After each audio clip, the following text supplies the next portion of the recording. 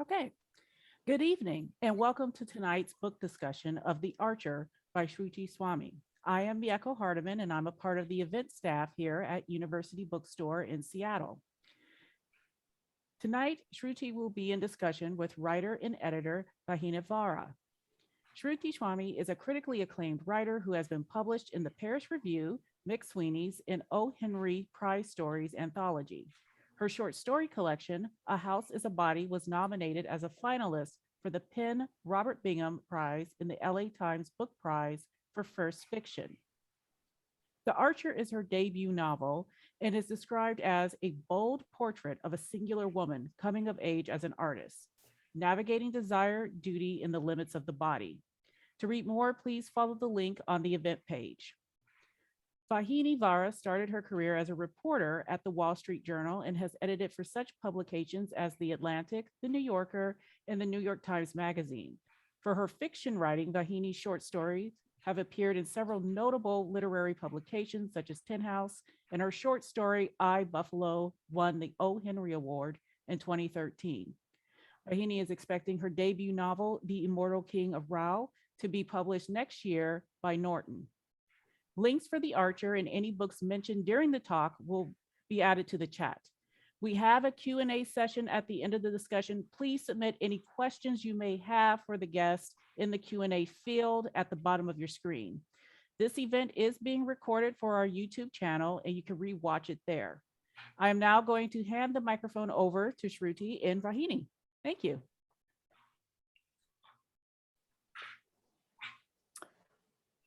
Well, thank you so much. Thank you so much, Mieko, and thank you, Vauhini, for so much for being here with me tonight to talk about my book. I was just leafing through. I had a sudden anxiety that the section that I had chosen to read is too long.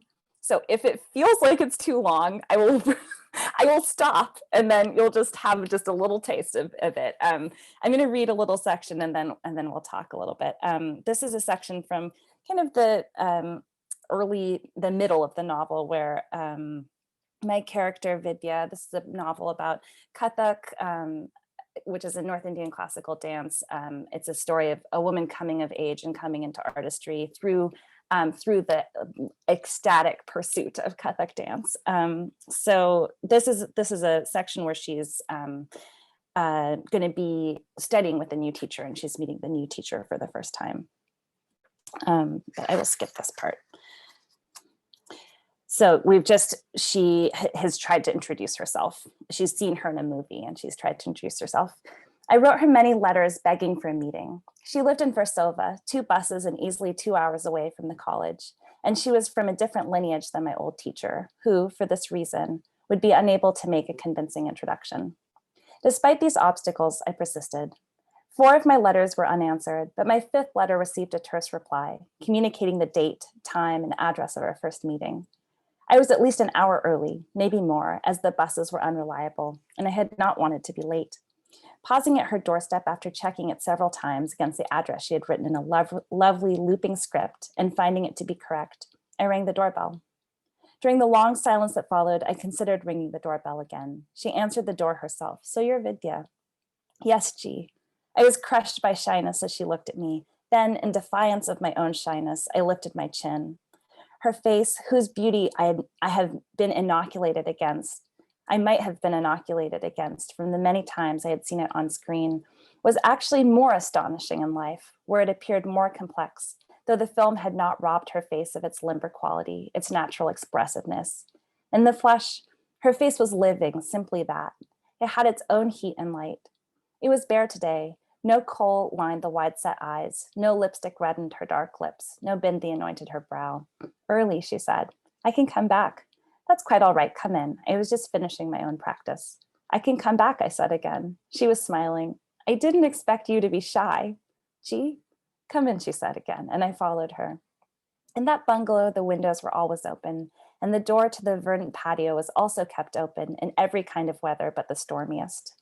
I had never been in a house before that had been arranged for pleasure, that had offered pleasure through its simplicity.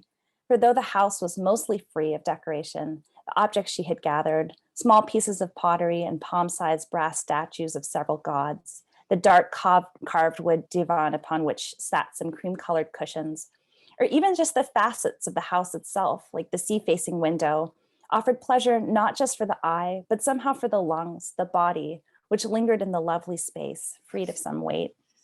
"Get us some water, Vidya," she said. "The kitchen is just over there." In the kitchen, I found a clay pot and ladled the water into 3 tumblers, holding one in each hand and the third in the crook of my arm. The tabla player accepted the water without acknowledgement. The teacher, she was not yet mine, said, "Next time, use the tray." "Next time," I said. "Sit." I sat on the floor blushing. The water had the delicious taste of clay. She beat upon her thigh the theka she desired. The tabla player repeated it, and she began to dance. What I had seen only on screen, I now saw in person. She had found within the movements a looseness and ease I had never seen before, and this ease did not seem at war with the rigor of the posture. Rather, these two qualities were sliding against each other in a way that was intriguing and joyful, even the simplest movements. For though she was working on a composition herself, she spent time on basic footwork, keeping her arms clasped in front as I had as a beginner, and passing the rhythm back from foot to foot steadily. This seemed to be a lesson. Her home and her dress, both of which were simple, almost plain, with no extra ornament, her hair in a clean braid down her back, her clothes white, her walls empty except for its small, lovely window, her beginner steps that she practiced with steady grace and concentration, until I saw that they too were lovely. They were the pit of the dance, the hard lacquered center. Every once in a while, she would stop to speak to the tabla player, offering corrections or refinements to the rhythms he was playing, that she demonstrated both with her feet and the clapping of her hands. He accepted these comments seriously, amending the cadence of his fingers. His fingers were quicker and surer than Revi's, the tabla player of my former teacher, and his patrician face so fully inexpressive, it was easiest to tell his mood, I found later, by the lightness or heaviness of his hands against the drum. And I'll just stop there. Shruti, that was beautiful. And I've told you already how much I adored your book. It's a gorgeous piece of literature. And I hope everybody here has ordered it already or pre-orders it now using the link in the chat. And it's really an honor to be here with you. So thanks Thank you so much. Thanks so much for being here. I have a lot of questions for you, but maybe given what you just read, maybe this is a good place to start. I personally am always fascinated as a fellow writer. I'm fascinated by books where the writing kind of like embodies another art form, whether it's like painting or singing or dance in your case. And I, as a writer, I'm like, I don't know how I would do that. Like, I don't even know how to begin to start to translate the language of another medium into words. And I'm really curious about how you did that, whether you had tricks to go about doing it, whether it came naturally to you. That's a really good question. How did I do it? I don't know. And I'm also surprised, or I understand, like, I also feel kind of like often thrilled when I'm reading work that is like writing about other forms of art, because it's like it's a way of kind of co-opting, I think I've always envied dancers and the ability that dance has, or the ability that the human body has to convey meaning, like so universally, like that some of it is contextual, like culturally contextual, and then some of it is like a gesture. If I made a gesture to my throat, that would mean something to everybody, regardless of context. Every site of our body is so imbued with meaning. I think I felt a lot of envy for dancers and that level of immediacy that they're able to, with the medium that they're able to work in. And how I did it, I don't I don't remember. I did a lot of I did some research in that I talked to my mom. My mom is a Kathak dancer, so I talked to her a lot about the technical stuff. And I also watched a lot of Kathak. I think there's a way that I've started watching dance that has changed maybe through the course of writing this book, where I just started to, it feels more empathetic. Like I think maybe we always do this naturally, where we're watching a dancer move and there's some resonance already because we have a body and we understand what it means. But recently I've just been like kind of imagining what it would feel like just by watching their body, I think, intently and wanting to inhabit it. there's just a different way of paying attention that maybe this book, in fact, taught me how to do that I didn't even really notice I was doing until recently. Yeah. Yeah. I know your mom, you said your mom is a dancer. Have you ever danced Kathak or danced in general? Incredibly, I mean, not incredibly, but no, I have never done.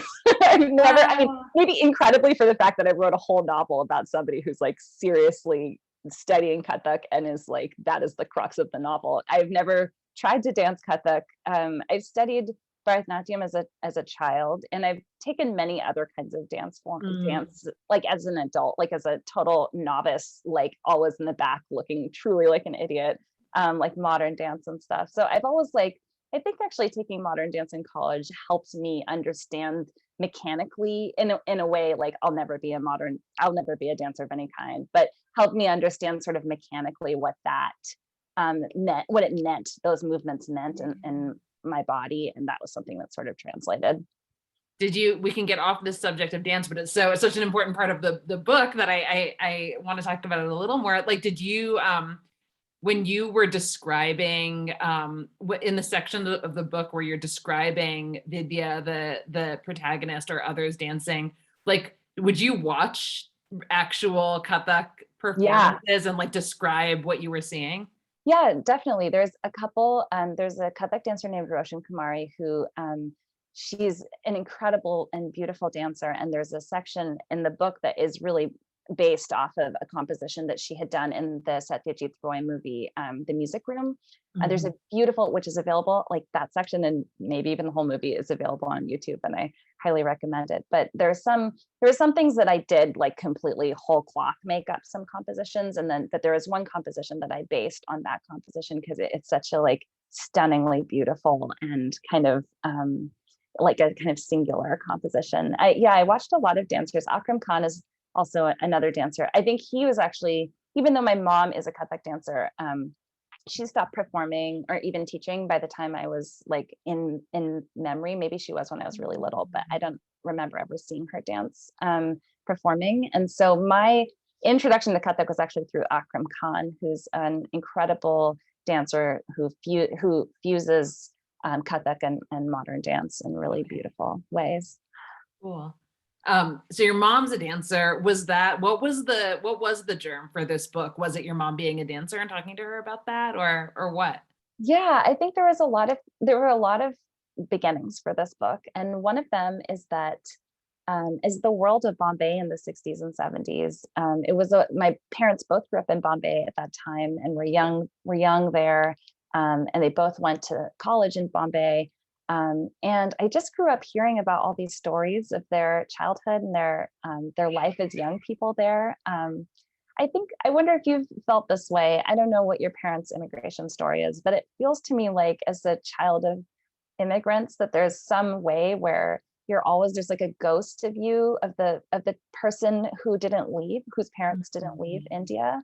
And for me, there's been a lot of ways where I felt really removed from Indian culture growing up where I did and how I did, that there was something like kind of aching for me to understand who would I have been? Would I have been myself if they had stayed? Like, I have a really strong aesthetic sense of who I am as a writer. Would I have had that same aesthetic sense? Would it have been different? Would I have wanted to be an artist, and would that have been really difficult? And would I have done it anyways? So some of that was just like an act of like kind of aching imagination to know what it would mean, what it could have possibly meant if I had been alive during that time in that place. Obviously, I would have been a generation later than that. I wouldn't have seen this time, but I was also just curious about inhabiting that space that my parents grew up in. It's kind of a romantic place, that city at that time, and I was so drawn in by the world that I heard stories about. I saw, in the backgrounds of Hindi movies, all the pictures that I saw. It felt like a very rich world that I just wanted to spend time in. So that was one of the many paths in. I think that sometimes when I think about when I started writing this book, it was like when I was born. Like this felt to me. One of the things that was both wonderful and exhilarating and terrifying about it was I wrote the first chapter just one day, like not expecting to write it at all. And it came out like fully formed, the first chapter. Wow. And then I was like, uh-oh, this is definitely not a short story. This is absolutely, this is the chapter of a novel. This is an opening chapter of a novel. Now I have to write the rest of the novel.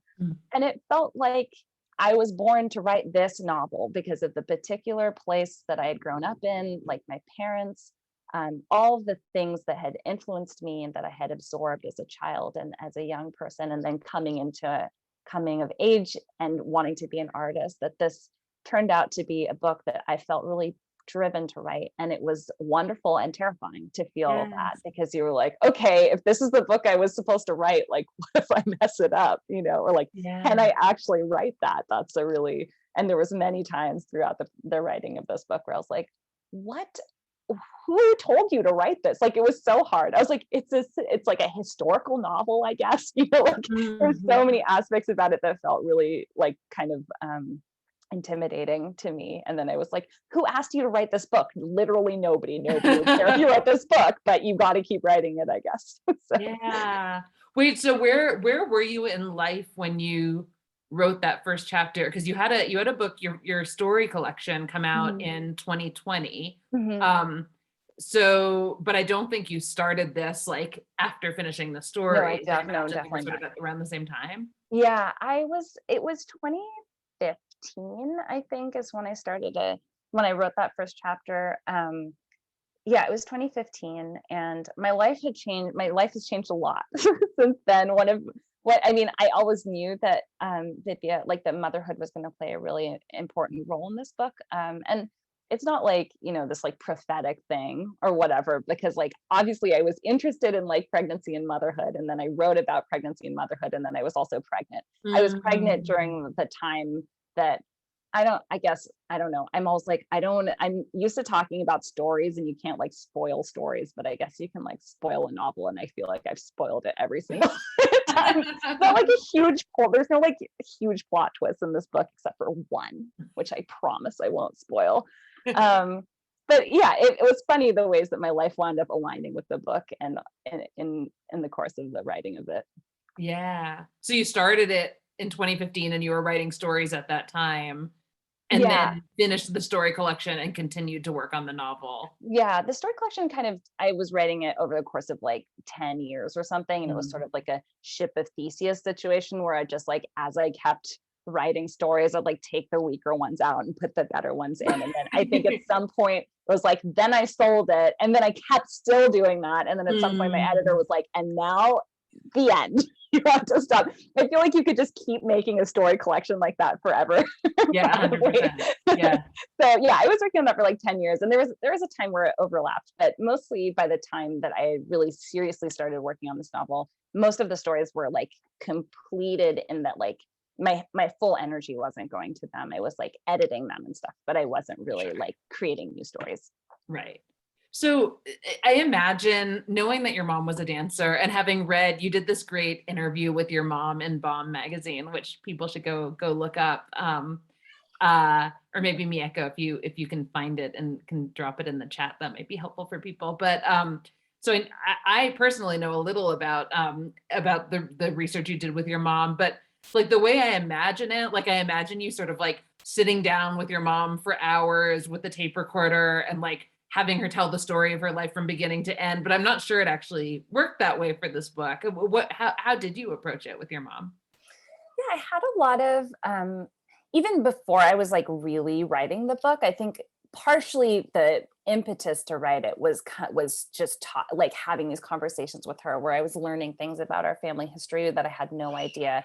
And obviously I have to just emphasize that this is like obviously a work of fiction, and there are points of reference. And that was actually an interesting thing with my mom, because I felt like there are some biographical details or plot points that do take their inspiration from my mom's life. And then there's a lot, like it does really depart from my mom's life pretty significantly. and she was very open-minded about it. There was a few times where I was like, okay, now it's like obviously not your book anymore, sort of. And she was just like, great, cool, that's wonderful. She was so in the interview itself too. You can see her just being like so gracious and great. Yeah, Like, it was like really generous. Yeah. Yeah. I think that we had a lot of conversations before I started writing. I never recorded her. Once I started writing the book, I just the process would be more like I would text her like, what is something that like there's a small plot point in the book is that when Vidya starts dancing with her new teacher, she has to relearn the type of turns she's doing because she's switching styles. And so I text my mom, like, what could be something that she would have to relearn in a different Gharana? And my mom would then text back, like, let's get on like, I'm not going to send you a text about this. We're just going to have to talk on the phone.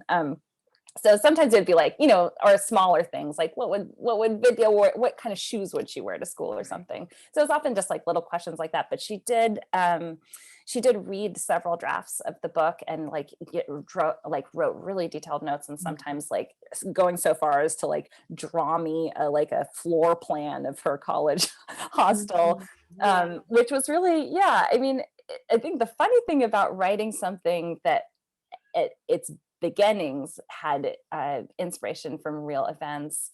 And this has happened too with stories where it's like your memory gets weird after that. Well, first of all, I feel like this is mine and it happened to me. And I also feel like it's all real in the same way. Like I know the things that I was basing it on that were real, and I know what I made up, in whatever context it is. But now it feels like I just rewrote my own memory. And then I have to I've actually gone back. Like I did interview my grandmother at one point and I took notes. I wish I had tape recorded her. And I had to go back and look at those notes, and I was like, oh, I remembered it my book way, not what she said. Like my memory changed a little bit.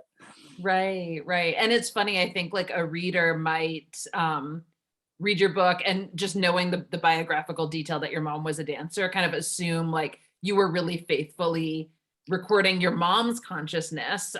You and I emailed about how like this is really a book about consciousness.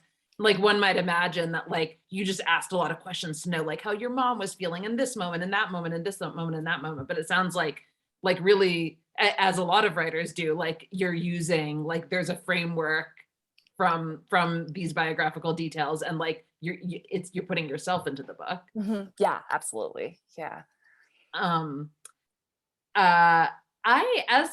talked about this a little earlier, but I also, as a South Asian American writer, I write stuff set in the US, and I also I've written some material set in India, and I always feel very concerned about my ability to actually like accurately and faithfully and authentically render the stuff that's taking place in India. And I think like, I don't know, like somebody who's not, doesn't have like that immigrant background of like parents who came from elsewhere and came here might think, I don't know, like I would imagine some readers might think who don't come from a similar background might think like, oh, because you're Indian American, like you can do the India, like you can write the India stuff authentically. And I certainly don't feel that way. And I'm curious about how you grapple with that, if at all. Yeah, that was totally a terrifying aspect that for many, I think at least a couple years, I just felt like I was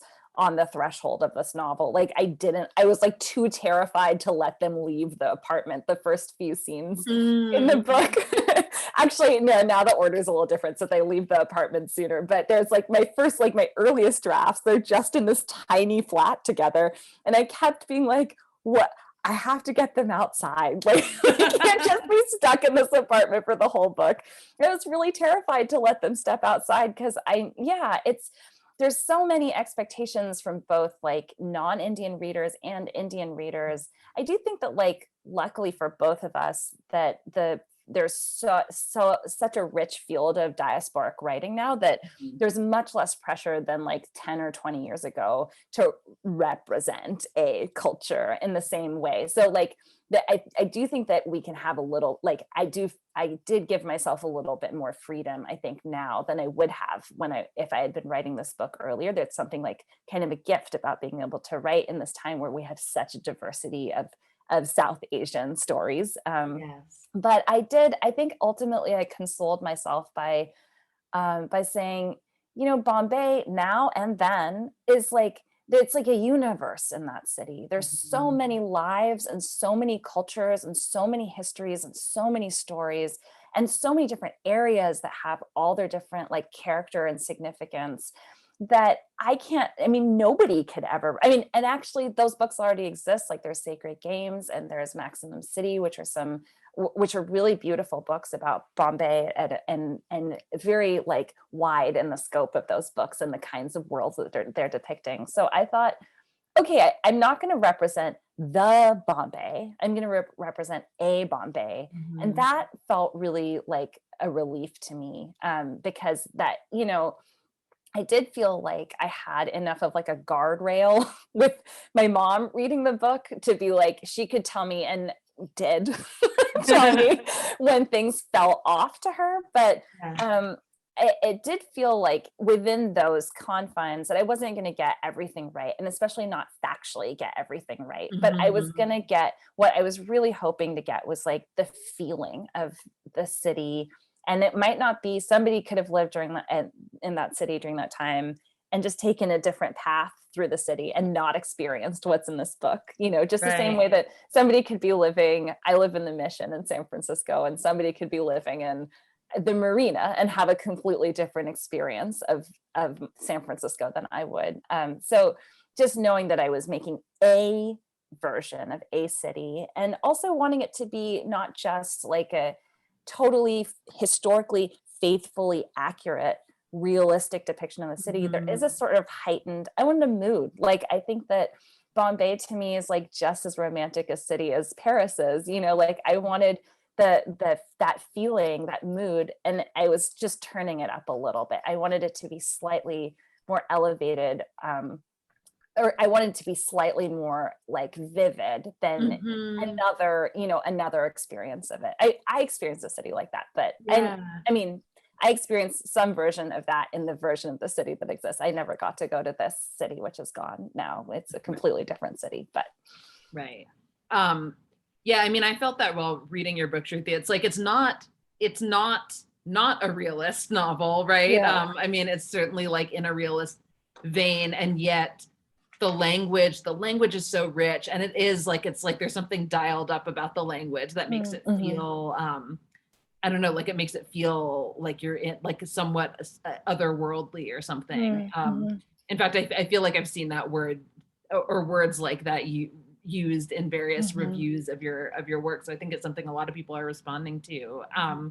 When I sent you an email after finishing the book, I told you that it felt to me like very steeped in consciousness, and it reminded me of writers like Virginia Woolf, like these like modernist writers who were less concerned with plot than with just like really embodying character. And I'm curious about your relationship with that kind of writing. Like, are there what writers do you admire? Is that something that you aim for in your work, or that you aimed for with this book in particular? Yeah, that's like a wildly flattering question. I really appreciate it. I do obviously love Virginia Woolf very much, and especially how rhythmic her writing is, and it's very clear that it's an influence on my work. I was thinking about it. I've been thinking about how what I find really interesting about the books that I love the most, it's like that plot can be delicious and it can drive you from one place to the next, but one page to the next. But plot to me that is the most delicious is actually just an organic outgrowth of the conflict that exists within a single person. And that I'm actually the most interested in character, in consciousness, and the conflict of self I think that we have to like maybe externalize it sometimes and make it into a plot, you know, so that we can have like, but that's just almost like a metaphor or a stand-in. Like, it's kind of incredible, like all the ways that we might not know ourselves very well, or our conflicting desires, that these ideas that we might have about ourselves and the ways that we fail to live up to them, the kind of people that our parents or our families or our communities or our partners or whoever expect us to be, and then the people that we authentically feel.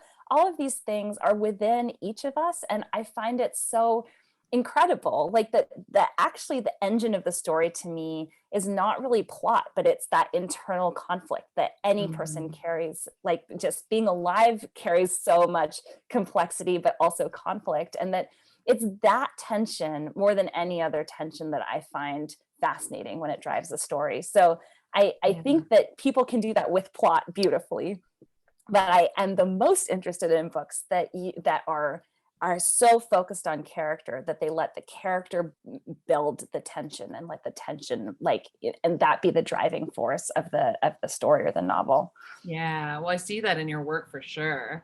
And I didn't know that that you are a huge Virginia Woolf fan. So I totally see the influence, but like not in an obvious way. Are there, and I don't mean to put you on the spot, you can say if like nothing comes to mind, but I'm curious about other, you know, I said I thought of Virginia Woolf and like these modernist writers. I'm curious about whether there are other contemporary writers who you admire, who you feel like really write steeped in consciousness in that way. Yeah, you know, I wrote like a whole little index card for myself, and then I didn't put it next to me, but I can probably remember, you know, a lot of the book that I thought I was writing for a long time was like a flaneur, a flaneuse, I guess, book of a person walking through a city. And those are maybe my favorite kinds of books, are books about cities and people walking through cities. Teju Cole's Open City, and I was just reading Amit Chaudhry I'm really starting to get into his work, and he's written a book called Friend of My Youth, which is about a man walking through Bombay, which I don't remember at what point I read it, but it was something that I really loved. He does also seem very interested in consciousness. I just finished Anouk Pragassam's A Passage North and was really thrilled by it, because I felt like the way that he was able to, but it obviously wasn't an influence because it just came out, but I felt a kinship with it, because I felt like the way that he was tracking consciousness and moving a person through memory and through landscape was, I think he had even less plot than I kept being like, how did he do that? I want to be able to do that. See, even less plot than I did. Some other influence, I mean, Arundhati Roy has always been has been an influence on me, both her fiction and her nonfiction, actually. This tracks consciousness so beautifully. Vivian Gornick also is somebody that the book Fierce Attachments was a really important book to me when I was writing this book. One of the kind of the fundamental concept of art making, and what art is really like a homage to the ideas that she puts forth in Fierce Attachments. So yeah, those are some books. This is such a good list, by the way. You've named like a couple of books that I also love, and several books that I have heard so much about and like have been meaning to read. I've heard a lot about A Passage North recently, and it's on my to read list, so I'm going to add it. I'm going to raise it on the. Yeah, you should. It's really good. Okay. It's a little bit like upsetting. Like we were just like, come on, what? It was so good. Yeah. Right. One thing about your book that's different from some of the books you mentioned that I found really interesting is like you're actually in the character Vidya's consciousness at these various points in her life. So you've got these different sections of the book.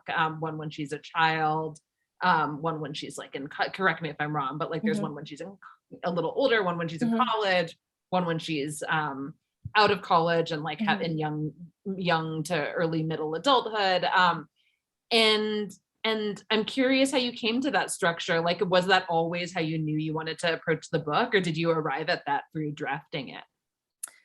Yeah, I think I knew very little about the shape of the book when I started writing it. Like there was so much information in that first chapter that had been like gifted by heaven to me. Like I do remember just writing it and being like, oh, okay, where are we going? Okay, like just really following that. I felt so startled. Like I feel like that's happened to me like 2 or 3 times where I've just been like, I am but a mere channel for whatever is coming through me or whatever. There was a lot of information about the relationships between the characters, between Vidya and her mother, Vidya and her brother, Vidya and her father, and Vidya and herself, and the way that she saw herself, and like what she's unable to see about herself and what she deeply desires. So I think I spent a really long time knowing that I had set all these things up, but not knowing how they were going to play out, like what form they were going to take out, and also trying to understand like how to put that in action in this world, both the world of Bombay in the 60s and 70s, and also the world of Kathak dance. And yeah, I think that I just found it kind of like I was just writing notes of all the different sections, like kind of I had all of these like superstitious little writing routines. Like I had a notebook that had different sections in it, and I would like be like, oh, this goes in this section or whatever before I started even writing it. So I think I was already starting to categorize where things were going, but it was really fragmented. And I think that I don't really remember if I ever really knew where I was going. I just knew that because I was interested the most in the consciousness. So I was interested in following where that went. And then all sorts of people wandered in. And also, to my great surprise, many things actually happened. Like later I was like, oh, I guess this has like a complete plot. In fact, I made so many things happen in the beginning of the book, then I had to like make them like figure out what to do with them later, where I'd be like, oh no, now what about the brother? There's like so many things that I had like made happen and set up that then I had to like figure out how they would play out, and resolve them or not resolve them, but in an intentional way. So yeah, it's funny, like I had this huge stack of notebooks. I wrote this all by hand, much of it by hand, and this huge stack of notebook for like years. I was just writing it by hand, and every time that I opened up a Word doc, I would be like, no, I'm not ready yet. It's too terrifying. And there was just a day, Trump had just been elected. I had been traveling in India and Sri Lanka and returned. And I was staying in this empty apartment with no Wi-Fi. And I was like, well, the end of the world is here. I might as well write this novel. There's no stakes anymore.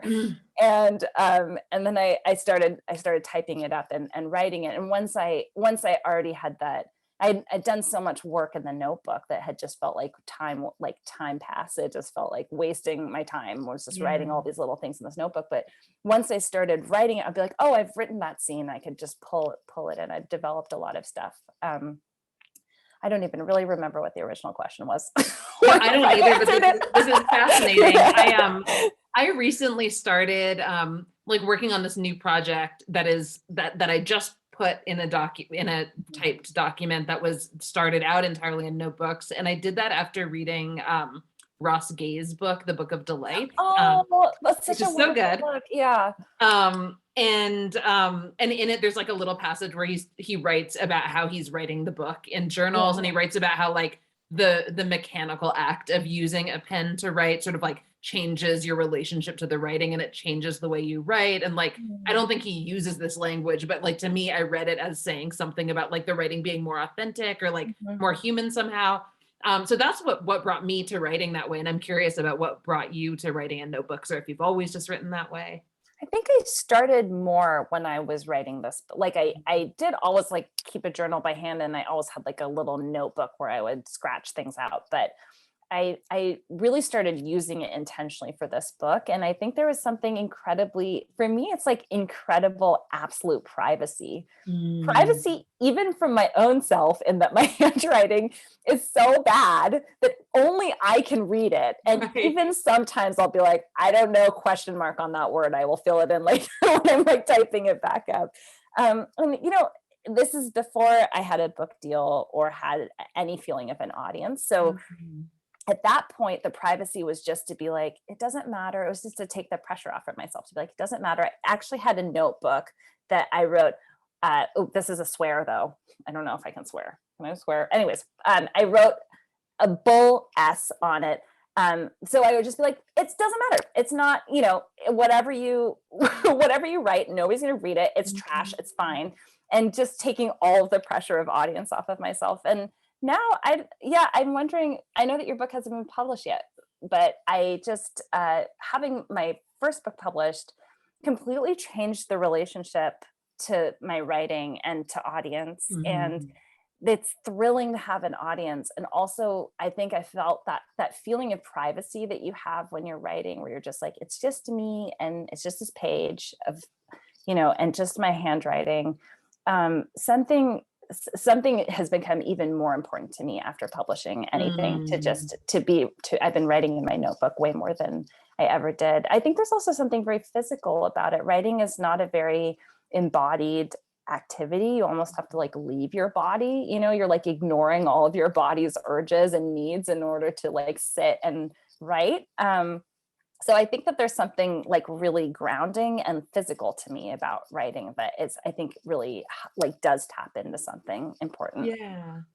You're right, Shruti. My first book hasn't come out yet. And I have, as you're talking, I'm remembering something that a much more established writer friend, who's in her 50s told me at one point, which was, it's kind of a sad comment, like not something that like anybody would normally say in public, I don't think, but like, she was like, yeah, like to be a writer is like so much more joyful. Like it feels so much better. It's so much more full of joy before you've ever published a book. Once you publish even your first book, like it's all like, it all sucks. Like it's awful. And like, you have to work so hard to like get back that kernel of joy. And I was like, oh no. I'm curious, like what in there resonates or doesn't resonate with you. Yeah, it was a really big shock to have a book published. And it was an especially big shock because it was something that I had been working actively my entire adult life to do. So it was like really disconcerting when I published this book. And then I thought, well, what did you expect? Like, this is literally exactly what you wanted. And it's not that I'm not grateful to have these books published, but I think it was just something where it's this bizarre thing where writers are actually very private and very interior. We're not in the public eye, maybe on purpose, where we're just quietly in our rooms. It's a very solitary art form. That if you are writing with real honesty and real vulnerability, which of course you are, because otherwise why would you be writing? That when you have the feeling that somebody is reading you, even if that's like, that's why you always wrote something with the thought that somebody would read it. Otherwise you just write it in your little journal and then say goodnight to it. You wouldn't, ultimately type it up into a Word doc and try and craft it or whatever. There's some charge or pleasure of knowing that you're being seen and being read. But it's a really strange feeling. And it's one that I definitely, I was glad that I went through that whole thing so that I could in this book, which I think maybe even more vulnerable with this book, because stories are stories. Like I went through lots of, it's everything. Both of these books are everything I've ever thought or felt or experienced, but stories, I don't know, there's something a little bit less vulnerable about talking about the stories than this novel, which really does. I saw a friend of a friend who he was like, oh, I just got your novel, so I have your whole soul. I was like, you do. Your whole soul. Yes, accurate. So there's something really vulnerable about saying, and also, powerful and vulnerable about saying, like, I believe that this matters and should be in the world, and I want people to read it. And also it's terrifying that people are reading it and right. Speaking of, like, as you were describing about character internal tension, right? Yeah. Like there's like a totally. push and pull between those two things. Yeah, totally. You'll still find a kernel of joy. I have many kernels of joy still. Yeah. Thank you. Yeah, this is really just like my excuse to have a therapy session with you. Totally. This whole Q&A is just a ploy. Yeah, no, we'll definitely have a kernel of joy. You get I restabilized. Okay, good. I'm glad to hear. I actually got a question. Oh yeah. While you were talking about your techniques, both of you are experienced short story writers. Did you have to change your technique at all to do novels? Are you the type? I get the feeling, Shutri, that you're someone who has to be inspired to write, as opposed to having like a very strict 30 minutes a day type of method to mhm. writing. Oh yeah, that's so nice that you have that impression of me. Well, I It's also don't. true, but it's actually true. It's Okay. true, and I really like that. That's Right. the impression you got. Absolutely, that's true. Because there was a long period of time where I didn't. After my first book was published, I didn't write for a really long time. Hmm. It's been more than a year, yeah. And I've just started writing recently, and I think that it was like a year of not writing. And it was not just that I wasn't inspired.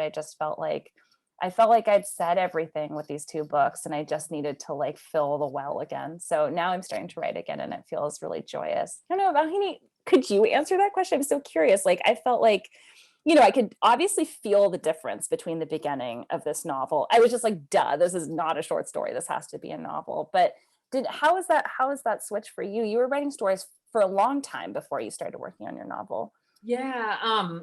And I think I may feel the opposite way from you. Like I feel Mhm. like with the stories in my story, like that my stories feel super personal and Mhm.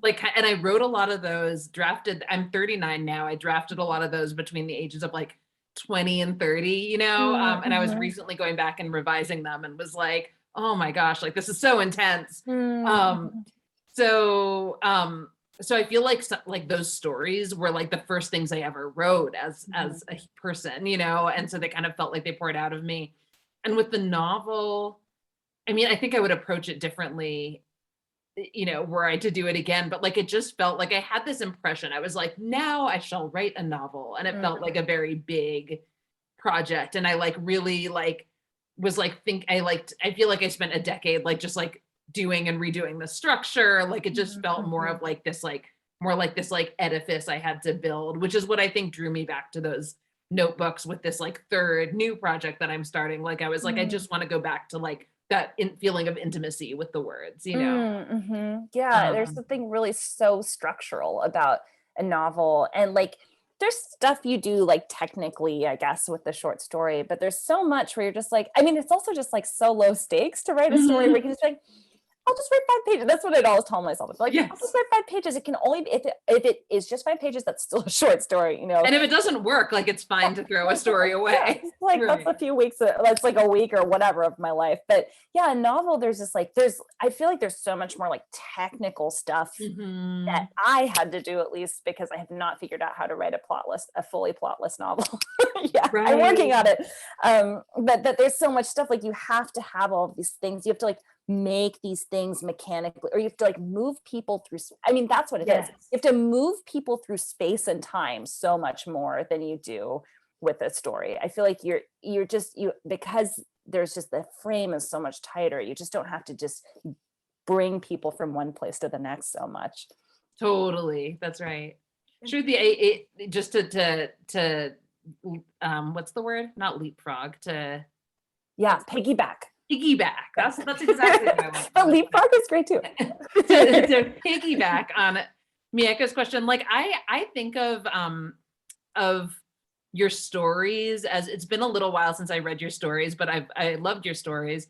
And like if I'm remembering correctly, like tonally, they they are somewhat different from your novel. Like I feel like there is, I don't want to use the word conventional, but there's like a more, I don't know, like traditionally Mhm, realist tone, even when sometimes like non-realist mhm, fantastical things happen in the book. Like there's a sort of like more realist tone to the stories in my recollection of them. mhm. Did you feel like there was a departure for you tonally in like the style you were using and were doing the novel? Yeah, that's such a nice question, because I think, yeah, similar to you, I wrote all of those stories between like my early 20s and my late 20s, basically. There was Mhm. like a couple ones from my early 30s, but mostly it felt like a record of an earlier, and maybe that's why I felt less vulnerability with them, is I was just like, I've changed so much, and I feel like I've changed a lot as a writer. And it was funny. I mean, I still like, it's not like I don't like them, like I'm glad that they exist in the world, and I like still believe in them. But yeah, I do feel like I changed a lot as a writer. And that this book is more of a picture of who I am and how I approach things now. Like, I think especially some of the stories are just very pared down. They don't have very long sentences. And they're really traditional. Some of them are really traditional. Some of them are not traditional at all, but some of them are, in a way that I don't necessarily, I think I'm getting a little bit weirder and wilder as a writer. Although it's true that there's like the first book and the first story in the collection is actually one of the strangest things I think I've ever written. And there is also something about being a beginner, that like, and maybe that's what it is like being a beginner, you just take more risks, so you don't know what you're doing. And I think a novel makes you into a beginner every time because you're writing a different novel, like whatever the story is, it can be, two novels can be so different. Like, Renee Gladman's a book from like the Ravika trilogy versus like, oh God, a very normal novel. Right. Those are both novels, but there's so much room for experimentation of form in a novel that you can be starting from you can be and maybe are starting from the beginning every time you write one. And that's kind of thrilling, right? That there's like ways where you're like, I feel like I have like muscle memory, and when I'm writing a short story where it can be like, oh, and then they'll end at the pool or whatever. I was writing a story and then I was like, don't do that. Like, it's like if you already know what the end is because you understand the way, like the movement of a story and the way it's structured, then the story's kind of dead. It might be like a good story, but it doesn't have that like energy, that risky energy. So I think there's something, and that's one of the reasons I think I was interested in working in a longer form. It's just because I'm really invested in the question of how do I get better as an artist? Like, it's like, I think that there's like a level where you can get where you feel competent, and then you are like rewarded for your competency. And I want to understand how people keep taking risks and keep growing and keep evolving. I mean, it's not like, with some of the writers I love, it's not like their earlier work is bad and then it gets better over time, but you can see that there's the movement, like the growth and development that they have as an artist. And I want to understand, that's like an urgent question in my life right now, where it's like, I feel like I have a level of competency, having been writing seriously for over a decade now. Like, I have a level of competency as a writer, but I want to understand, how do you get deeper in? Like, I know that I might not be writing about vastly different stuff than what I'm writing about right now. It seems like I have things that I'm very interested in writing about, and I don't think that's a problem, but I want to know how you get deeper. That's like it's something I've been really thinking about a lot. I love that. I feel like I'm gonna go look for the tape of this, the recording of this. So I can type out what you said right there. I'm gonna pause because I feel like I didn't do a good transition to explicitly saying we are here. Shruti is here for your audience questions. I know it was said in the chat that you can put questions in, but I want to reiterate that you can put questions in, and I'm looking at that. So if anything pops up, we can go to your questions in the Q&A or the chat. One more question. Yeah, please. When you talk about taking risk with your writing, particularly with this story, I feel like there's a lot of detail that you got from your parents, particularly your mother. Mm-hmm. Very intimate details probably about your family. Was there any hesitancy to add those sort of details, or do you like to separate the characters you create from, maybe the people that you are inspired by? Yeah, that's another really good question. I don't know. It's definitely come up both in my story collection and with my novel that I've felt like I've thought about it. There was nothing, it was helpful that like all of the stuff, I mean, it was helpful. I think being under the cover of fiction is really helpful, that if you were a person who didn't have any connection to these stories, you would just know it was fiction, and it is fiction, But yeah, I think that there's a real ethical problem in that, like, I'm a writer who lives in the world, and I'm tasked with writing like accurately and faithfully depicting the world. And how am I supposed to do that without using the material that the world gives me? I also had this feeling like if I was not, I mean, I'm trying to do that ethically, but I also feel like I don't really choose the stories that are given to me in this way. I just have to be faithful and follow them through.